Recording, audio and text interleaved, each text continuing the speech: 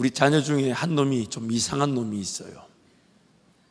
어느 날 엄마 보고 그러더랍니다. 거울을 쳐다보면서 한숨을 쉬면서, 왜 엄마는 아빠하고 결혼을 했어?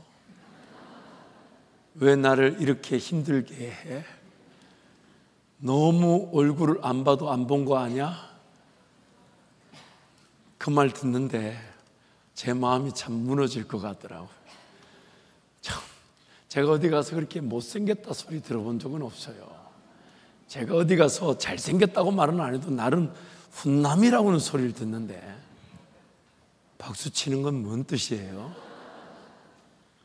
근데 그래서 제가 이걸 또 뭐 다툴 수가 있습니까? 싸울 수가 있습니까? 그래서 자꾸 달래죠.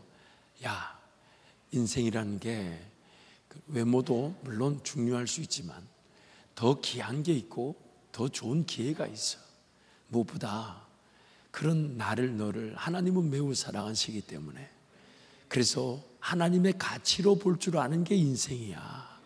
그래서 계속 얘기해도 그게 아직까지 어려서 잘 통하지 않지만 제가 방법을 바꿨더니 그 하나님 은혜가 있더라고요.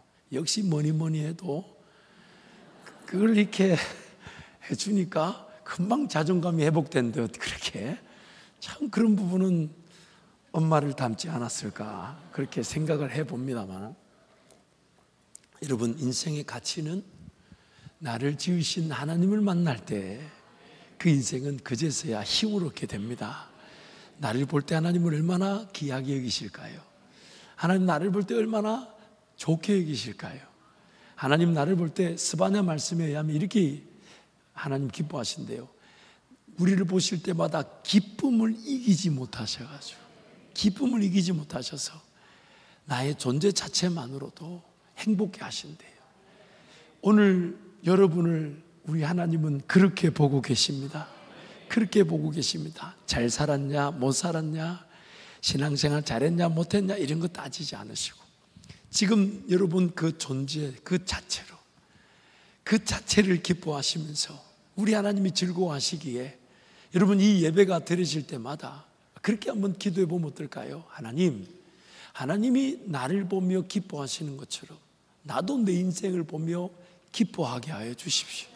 비록 부족한 게 있고 모자란 게 있고 아쉬움이 있고 해결할 일들이 많다 해도 그 어차피 하나님이 나와 동행하시며 그 길을 넉넉히 걸어가게 하시고 풀어지게 하시고 이기게 하실 것이니까, 하나님, 그 하나님의 시선으로 저도 제 삶을 볼 수 있도록 하나님 은혜를 베풀어 주옵소서.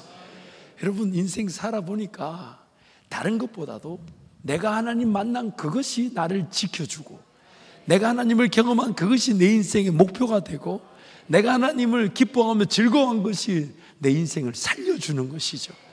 그래서 좀 못생겨도 괜찮아요. 모자라면 어때요? 조금 작으면 어때요? 크면 어때요? 여러분, 저희 아버님 가정은 아버님 형제들이 다 크셔가지고 저희 어머니가 저를 낳았을 때 하나님 1m 80 이상 크지 않게 해주세요라고 기도하셨다. 참 벨라지요. 그래서 제가 딱 전자저울로 딱 재면 1m 79.8입니다. 그러나 여러분, 우리 삼촌들 중에 군화가 없어가지고 군대를 못 가신 분이 있어요. 그리고 그분은 비행기 타면 비행기가 너무 힘들어요. 무릎을 접을 수는 없잖아요. 그러니까 여러분, 다 장단점이 있는 거예요. 그에 따른 삶의 가치가 있는 것인데, 하나님 그분께서 나를 사랑한다 하시면 내가 세상을 바라보고 나를 바라보던 시선이 하나님께로 돌아서게 되고, 하나님 그분의 은혜와 능력으로 나는 살아나게 되는 것입니다. 그게 바로 인생의 가치니까 여러분, 날마다 하나님을 기대하고 하나님께로 달려나오시되 날 만나 주실 하나님을 더욱 사모하시기를 축복합니다. 인생길을 가만히 이렇게 살아가다 보면 인생은 풀어야만 하는 문제들의 연속인 것 같아요. 뭘 알아야 되고 뭘 배워야 되고 또 기회가 있을 때마다 그 문제들을 풀어내는 거죠. 그래서 항상 인생은 그때그때 문제들이 있었는데 그 문제를 최선을 다해 풀면 내 인생은 정답의 길로 걸어가는 거죠. 그 정답의 길이 뭐 예를 들면 이런 거죠. 여러분 초등학교, 중학교, 고등학교 때 공부의 기회가 모든 사람한테 있었잖아요. 그때 공부 열심히 했었어야 되나요? 안 했어야 되나요? 했었어야 돼요. 그게 정답이었는데 그 정답을 놓친 사람이 많아요. 그 공부의 기회가 나에게는 인생을 위한 정답이었는데 놓쳤어요. 그런데 인생의 최고, 최상, 최대 그 정답이 있었지만 그 정답을 놓쳤다고 해서 인생이 끝나는 게 아니더라는 거죠. 인생은 또 사라져야 되다 보니 정답은 놓쳐서 아쉬우나 또 그 순간에 해답이라도 붙잡을 수가 있잖아요. 차선책과 차상의 선택을 또 할 수가 있죠. 그래서 꼭 사지선다형으로 찝으면 정답은 틀렸으나 그러나 그 인생에도 다시 기회가 주어져서 놓친 정답이라 할지라도 오늘부터 해답의 길이 펼쳐질 수가 있죠. 또 그 해답의 길이 있어서 오늘부터라도 다시 시도하고 다시 도전하면 되지만 참 인생이 가진 연약함이 우리의 어떤 죄로 말미암아 질병에 걸리고 사건을 당하고 사고를 만날 때마다 쓰러지고 넘어질 때가 있습니다. 근데 그 쓰러지고 넘어질 때 그 사람한테 이렇게 하면 돼 저렇게 하면 돼 이게 통하지가 않을 때가 있죠. 그럴 때는 무조건 안아주고 위로해주고 사랑해주고 격려해주면서 그 사람의 삶에 힘을 더해주는 현답이라는 게 있어요. 여러분 사자성어에 우문현답이라는 말 들어보셨죠? 내 인생이 잘못된 문제를 붙들고 씨름하고 엉뚱한 문제를 풀고 엉뚱한 상황에 빠졌는데 그래서 우문, 질문을 제대로 풀지 않았는데도 그 가운데서도 하나님은 현명한 답을 주시고 특별히 오늘 저는 제목을 그렇게 붙여봤어요. 현재의 답을 주시는 분이세요. 그래서 현답, 인생의 어떤 순간이 있든지 간에 하나님은 내 인생의 답을 주시는 분이신 거죠. 그래서 우리 신앙의 여정 인생도 마찬가지예요. 정답은 항상 정해져 있어요. 그러나 그 정답을 정답대로 내가 취하지 못할 때 하나님은 그에 해당하는 그 순간에 해답을 주셔가지고 피할 길을 주시고 감당할 길을 주시고 이길 길을 주시나 쓰러지고 넘어진 자리에서 일어설 힘조차 없을 때도 그 순간에 그 현재에도 답을 주셔서 살아나게 하시고 일어서게 하시고 다시 예수님 바라보게 하시는 현답이 되시는 겁니다. 그래서 오늘 제가 말씀의 제목을 예수 부활, 모든 것을 다 이루신 예수 부활은 우리 인생의 하나님의 정답이시고 하나님의 해답이 되시며 하나님의 현답이 되시는 것입니다. 그래서 첫 번째 정답이신 예수님 함께 선포합니다. 예수님은 부활하심으로 정답이십니다. 그래서 모든 답은 정해져 있습니다. 모든 죄인은 심판을 피할 수가 없습니다. 모든 죄인들을 위해 예수님께서 심판을 당하셨습니다. 하나님께서 죄인인 나를 구원하셔서 영원한 하나님의 자녀가 되게 하셨습니다. 결코 망하거나 버려지지 않고 천국 가는 그날까지 영원히 지키시고 또한 이기게 하십니다. 아멘. 이 진리는 변함이 없습니다. 내가 얼마나 못 살았고 내가 얼마나 연약하고 이런 거 묻지 않으시고 예수님이 죽으시고 부활하시게 되는 그 순간 예수님의 정답이 확정된 것입니다. 천국 가는 그날까지 우리 삶은 지키시는 것입니다. 우리 삶을 보호하시는 거예요. 그래서 그분이 길을 인도하시는 것인데 오늘 우리가 연약하고 부족하다 보니 그렇게 천국이 확정돼 있음에도 불구하고 여전히 안 믿어지고 안 들리고 안 보일 때가 있죠. 그래서 그 예수님이 나를 포기하지 않으신다는데도 불구하고 인생길 바들바들 떨 때가 있고 두려워할 때가 있고 무서워할 때가 있어요.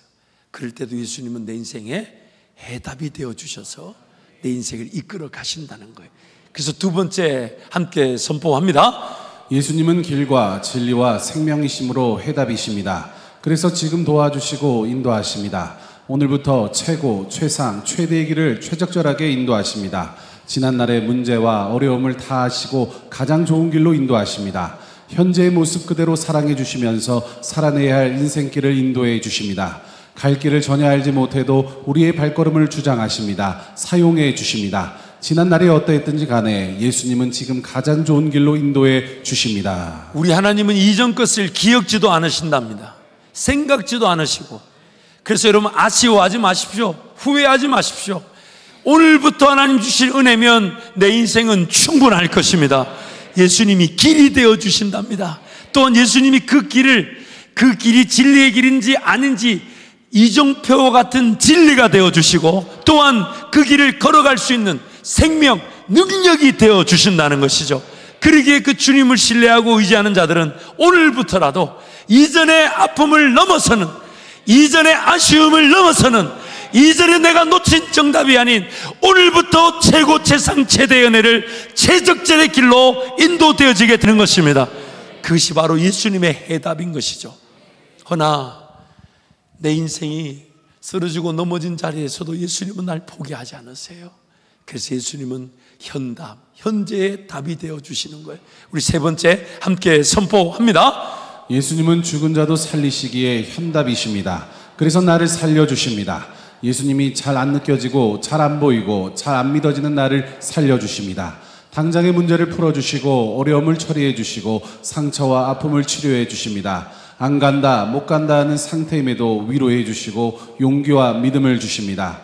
예수님께 아무런 관심도 없다 해도 하나님의 자녀인 나를 포기하지 않으시고 끝까지 함께해 주십니다. 아멘. 이 설교를 어쩌면 듣고 있을 우리 5번째 삼촌, 저만 보면, 신학교 다닐 때 저만 보면 전도사 술 따라라, 전도사가 따르는 술이 맛있더라. 그래서 제가 기꺼이 따라 드렸습니다. 그것까지 뭐 효도도 하는데 따라달라 그러면서 자기 형들한테 두들겨 맞은 얘기, 특히 그 두들겨 팬 사람이 누구겠어요? 누구니까 날 부르겠어요? 근데 그 인간이 목사가 되더라. 그러면서 이제 옆에 참고로 그 목사님 아버지, 우리 아버지 앉아 계신데 그런 얘기를 하는 거예요. 그런데 제가 유학을 갔다 왔더니 아니 그 삼촌이 변화가 돼가지고 지금 새벽 기도를 안 빠지고 조카의 모든 설교를 다 듣고 있어. 항상 저는 복수의 기회로 여러분, 하나님인 내가 하나님을 잘 모른다, 어렵다, 안 믿긴다, 힘들다, 안 간다, 못 간다 하는 나를 하나님 책망하지 않으셨어요. 따져 묻지 않으셨고 기다려 주셨죠. 그때도 나를 지켜주셨던 것이죠. 그때도 나를 품어주셨던 거죠. 그때도 나를 인내해 주셨던 것이죠. 그리고 그때도 오히려 쓰러지고 넘어진 자리에서 심지어 기도도 안 했는데 하나님이 도와주시고 살려주시고 회복시켜주시고, 그게 바로 현재의 답이 되시는 예수님이신 것입니다. 그 은혜로 우리는 살아온 겁니다. 요한복음 말씀을 자세히 살펴보다 보면 이제 13장 말씀에서부터 21장까지 약 한 8장이 거쳐서 예수님께서 이제 세상을 떠나 아버지께로 가게 되니까 마지막으로 그가 예수님이 무엇을 하셨는지를 13장부터 21장이 보여주는데 13장 1절 말씀이 이렇게 결론처럼 시작합니다. 함께 선포합니다. 유월절 전에 예수께서 자기가 세상을 떠나 아버지께로 돌아가실 때가 이른 줄 아시고 세상에 있는 자기 사람들을 사랑하시되 끝까지 사랑하시느니라. 아멘. 이제 예수님이 공적인 사역들을 정리하시고 이제 아버지께로 가야 될 때가 온 줄 아시고 이제 마무리하시는 중에 가장 초점을 두셨던 것이 자기 사람들을 사랑하시되 끝까지 사랑하시니라. 그래서 그 끝까지 사랑하는 얘기가 이제 마지막 장까지 전개가 됩니다. 특별히 오늘 본문 21장 말씀은요, 여러분 앞에 장 20장 끝부분에 가보면 마태, 마가, 누가복음의 결론과 같이 결론의 말씀이 20장에 나는 것처럼 보입니다. 그래서 다른 마태, 마가, 누가 그 복음서의 결론처럼 예수님 십자가에 달려 죽으셨으나 부활하셨고 승천하시기 전에 제자들에게 사명을 주시고 승천하셨더라, 이렇게 끝나는데, 그래서 요한복음 20장도 그렇게 끝나는 것처럼 보입니다. 근데 21장이 갑자기 등장해요. 그래서 그 21장의 내용을 자세히 살펴보면 마치 우리에게 그런 메시지를 던져주고 싶어 하시는 것 같아요. 예수님이 죽으시고 부활하시고 승천하셔서 이제 우리와 함께 하셔서 우리를 하여금 사람을 낚는 업으로 살아가게 하실 텐데, 근데 그 제자들이 예수님이 끝까지 사랑해 주지 않으셨다면 그들이 결코 예수님의 은혜 아래 머물 수가 없었을 것이라고. 그래서 부활하신 예수님이 40일 동안 이 땅에 계셨답니다. 왜 계신 줄 아십니까? 40일 동안 하신 일이 뭐냐면 다름 아닌 예수님이 십자가에서 고난당하시고 죽으실 때 다 도망갔던 제자들 싹 다 도망가 버렸어요. 그러나 그들을 주님은 반드시 회복시키셔야만 하기 때문에 도망간 그 제자들을 일일이 찾아다니신 겁니다.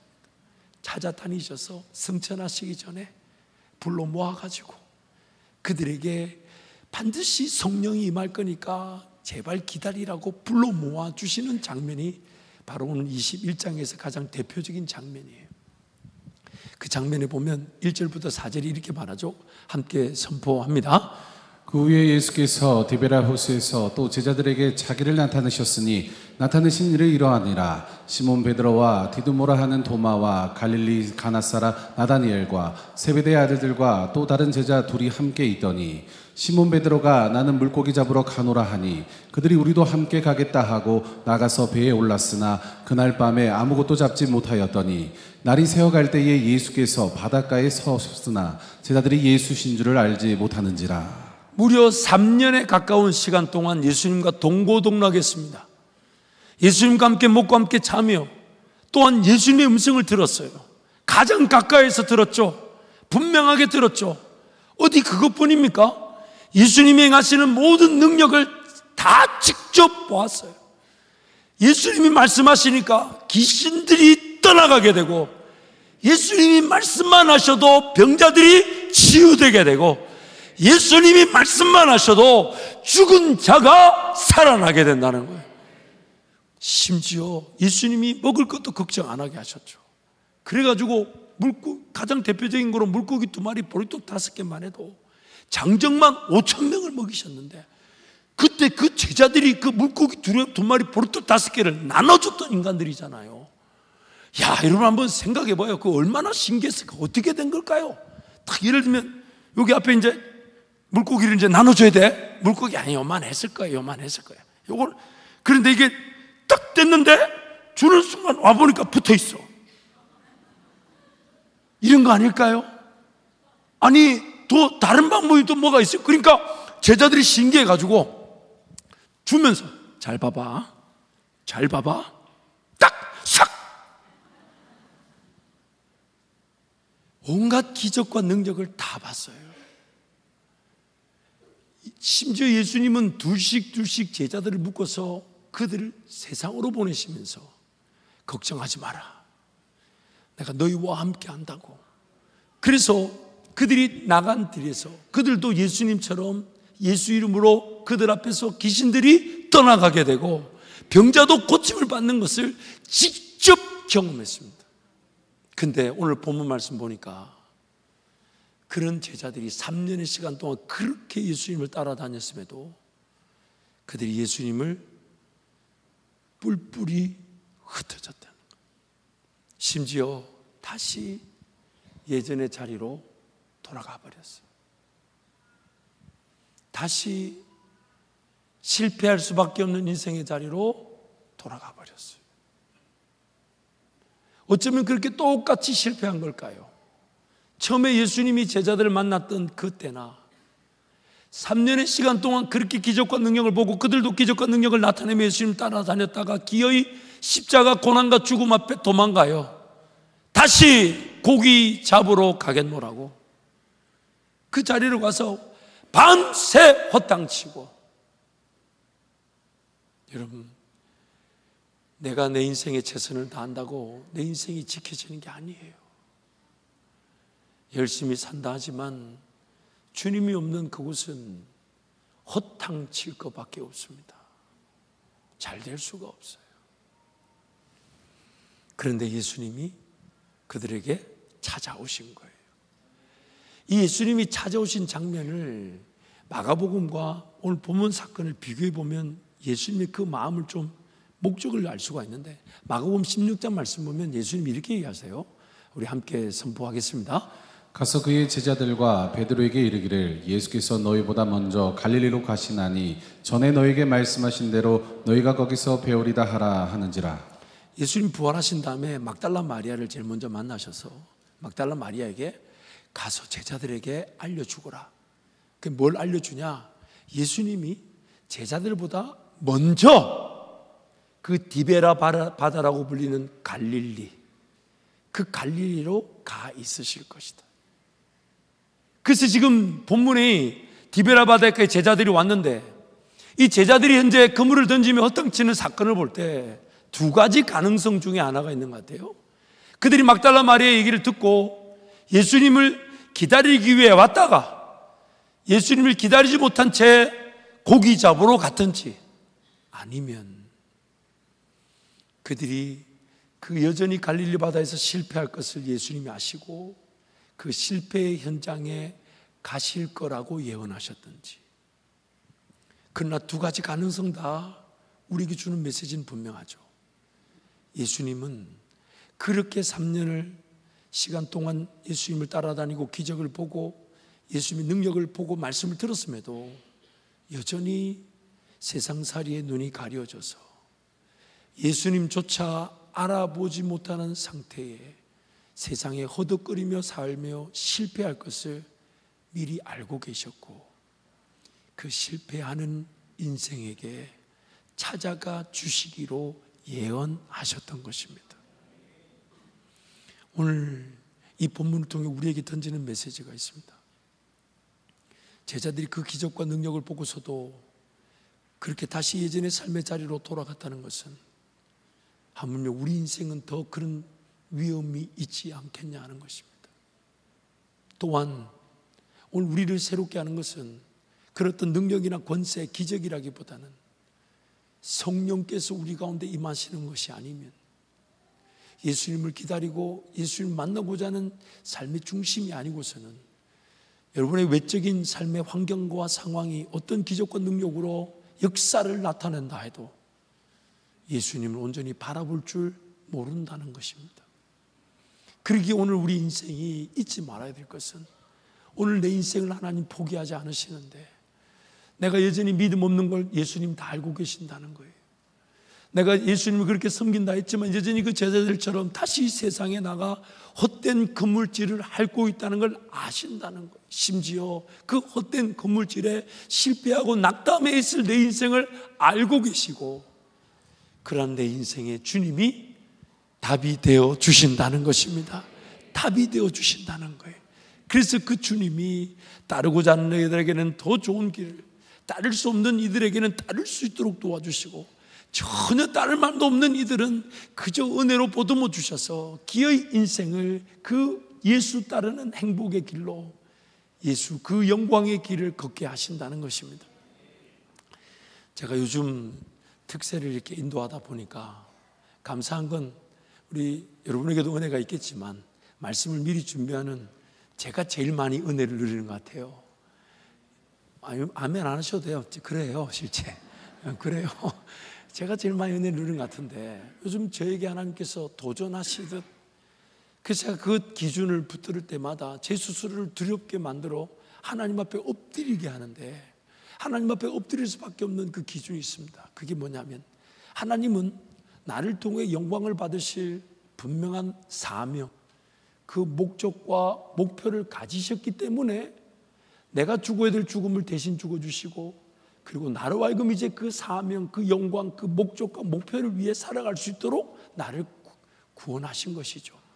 그 목적과 목표가 유효하기 때문에 내 인생이 지금 은혜 아래 보듬어질 때가 있고 동료될 때가 있고 또 믿음으로 걸어갈 때가 있는 것이죠. 그래서 그 사명과 목적에 따라 내 인생이 맡겨지게 되면 하나님 나에게 어떤 은혜를 주시냐면, 내가 내 몸이 다하여서 사명 감당하지 못하는 날은 없게 하신다는 겁니다. 그래서 모세의 얘기를 우리에게 전하면서, 모세가 하나님이 너 이제 사명이 다 됐다고 부르실 때 성경이 이렇게 말합니다. 그의 체력이, 기력이 쇠하지 않았고 눈이 흐리지 않았다. 여전히 저 땅을 달라고 갈 수 있었는데 하나님이 그를 부르실 때가 사명의 시간표가 다 되었기에 부르신 거. 그게 얼마나 우리에겐 건강한 일입니까? 그렇죠? 그런데 우리가 그 사명에 관심이 없고 하나님의 목표에 관심이 없어요. 그럼에도 불구하고 하나님은 나를 기다려 주시죠. 근데 나를 기다려 주시는 게 내가 아무것도 안 하고 하나님의 그 기다리심 앞에 있는 게 아니라, 나도 모르는 사이에 그 사명을 못 보는 이유가 하나님의 영광의 목표를 내가 모르는 이유가 내 욕심과 내 죄에 붙들려서 그렇게 살지 않으면 안 될 줄 알고 살다 보니까 그 삶이, 하나님은 여전히 목표와 목적이 있어 기다려 주시지만 내가 붙들고 살아가는 삶이 나를 지치게 하죠. 나를 약하게 하죠. 나를 병들게 하죠. 나로 하여금 내 육신이 쇠하여지게 만드는 거예요. 근데 하나님 여전히 기다리고 계세요. 왜요? 그 사명이 유효하니까. 그런데 그 사명에 눈을 돌리지 않으면 내 인생이 어떻게 끝나냐면, 하나님은 끝까지 기다려 주시는데 내 죄로 내 몸이 쇠하여져서 수명에 따라 끝나는 겁니다. 제가 그게 두려운 거예요. 그렇게 끝에까지 호흡을 해야 되고 침대 위에 있어야 되는 이유가 있어요. 하나님의 영광을 받을 사명 때문에. 왜냐하면 하나님 날 포기하지 않으시니까. 반드시 내 인생을 통하여 그 영광과 찬송을 받으셔야 되니까. 그게 유효하기 때문에 나를 보호하신 거고, 나를 기다려 주신 거고, 나를 인내해 주신 거고, 나를 보듬어 주신 거고, 나를 참아 주신 거고, 나를 정죄하지 않으신 거고, 나를 심판하지 않으신 거예요. 영광 받으실 그 사명, 그 목적과 목표 때문에. 그것 때문에 내 인생이 호흡하고 있는 거죠. 그래서 제 스스로에게 늘 다져 묻습니다. 나는 사명의 시간표에 따라 사나, 아니면 수명의 시간표에 따라 사나. 수명의 시간표에 따라 산다면 여전히 하나님 재촉하시거나 강제하지 않으시나, 내 인생이 기다려진다는 이유로 육신의 시간표를 기다려야 되는 안타까움이 있게 되는 것이죠. 사랑하는 성도 여러분, 인생의 어느 순간이든 우리 예수님은 해결책을 제시해 주실 수 있으십니다. 꿈을 가지고 믿음의 길을 걷고자 하는 이들에게는 정답이 되어 주시고, 길을 잃어버린 것 같고 방황하는 것 같으나 주님 나를 위해 살겠다는 이들에게는 해답이 되어 주시고, 인생이 뭔가 놓친 것뿐만 아니라 사건, 사고, 질병으로 잠시 멈추어야 될 것 같고 기다려야 될 것 같고 쓰러진 자리에서도 나를 일으켜 세워주시는 현답이 되어 주시니까, 그 부활의 주님이 어떤 인생이든 찾아와 주신다고 약속하셨으니까 그 주님을 찾고 의지하고 만나시기를 축복합니다. 축복합니다. 말씀을 정리하겠습니다. 우리 존 칼빈이 부활의 주님에 대해서 아주 멋진 글을 남겨놨어요. 우리 힘차게 함께 선포합니다. 그분은 자신이 팔리심으로써 우리를 도로 사셨고, 체포되어 우리를 해방시키셨고, 정죄당하여 우리를 사면하셨고, 저주받아 우리를 복되게 하셨고, 속죄제물이 되어 우리를 의롭게 하셨고, 상하여 우리를 성하게 하셨고, 죽어서 우리를 살리셨다. 그래서 그분을 통해 격분이 순해지고 진노가 가라앉고 어둠이 환해지고 두려움이 진정되고 멸시가 멸시되고 빛이 탕감되고 수고가 가벼워지고 슬픔이 낙으로 변하고 불운이 행운으로 바뀌고 역경이 쉬워지고 무질서의 질서가 잡히고 분열이 화합되고 굴욕이 고상해지고 반역이 평정되고 위협이 주눅들고 매복이 발각되고 병력이 태각당하고 전투가 격퇴되고 전쟁이 무찔러지고 복수가 응징되고 고문이 고통당하고 저주가 저주받고 나락이 나락에 떨어지고 지옥이 열었고 사망이 사망하고 필멸이 불멸로 변한다. 요컨대 자비와 선의 모든 고통과 불행을 삼켰다. 아멘. 멋있는 표현. 고문이 고통을 당하고. 못 알아들으신 거예요? 글이 너무 멋지지 않아요? 예수님의 그 부활하심으로 이미 우리에게 주어진 은혜입니다. 저주가 오히려 저주를 당하고, 저주가 저주를 당한다. 또 이런 표현, 나락이 나락으로 떨어지고, 사망이 사망을 당하고, 반드시 죽어야 되는 필멸이 불멸이 되고, 나에게 임한 모든 죽음의 세력이 예수 생명으로 삼킨 바 되게 되는, 그것이 바로 예수 부활의 능력인 것입니다. 언제 어느 때든 예수 바라볼 수 있습니다. 언제 어느 때든 예수님은 나를 살리실 수 있으십니다. 언제 어느 때든 나를 인도하십니다. 언제든 때든 나와 함께 더 놀라운 영광의 길을 걸어가실 수 있으십니다. 그러기에 여러분 그 예수님을 더 의지하시기를 축복합니다. 예수님 이미 부활하셨습니다. 뭘 더 이루셔야 되는 분이 아니라 우리를 위해 다 이루셨습니다. 다 이루셨습니다. 그 정답이신 예수님이 잘 믿어지지 않을 때 해답이 되어주실 거고, 해답이신 예수님을 잘 따르지 못해도 우리의 현답이 되어주셔서 인생의 모든 순간이 예수로 인하여 사라지게 될 것입니다. 마지막 문장 우리 함께 선포하겠습니다. 예수님께서 우리가 포기되지 않게 하나님의 하시는 부르심, 정답이시고 하나님의 부르심. 언제든지 가장 좋은 길로 인도하시는 해답이시며 도저히 인간적인 힘으로 따라다쓰지 못하는 상황인 지금도 우리의 구원자가 되시는 현답이십니다. 아멘. 아멘. 그 예수님 동행하시기를 축복합니다. 아멘. 우리 함께 찬양할